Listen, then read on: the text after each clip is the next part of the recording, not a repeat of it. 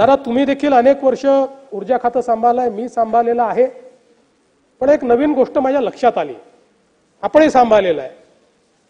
महाराष्ट्र एकमेव राज्य आहे की ज्या राज्यामध्ये 100 युनिटच्या खाली वापर करणारे 70% लोक आहेत।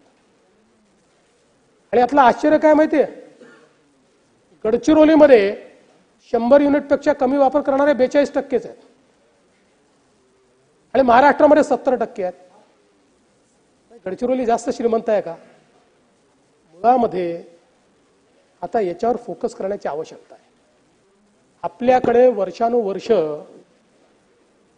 2-2, 3-3 मीटर लावून टाकायचे आणि आपली युनिटची संख्या वाढू द्यायची नाही। ॲव्हरेज देशामध्ये जर आपण बघितलं तर महाराष्ट्र तर देशामधलं एक तुलनेनं म्हणजे श्रीमंत नाही म्हणतात पण तुलनेनं बरं राज्य आहे। देशामध्ये आपण जर बघितलं तर वेगवेगळ्या राज्याचं मी बघत होतो, 100 युनिटच्या आतले कुठे 50% आहे, कुठे 40% आहे आणि महाराष्ट्रात 70% आहे।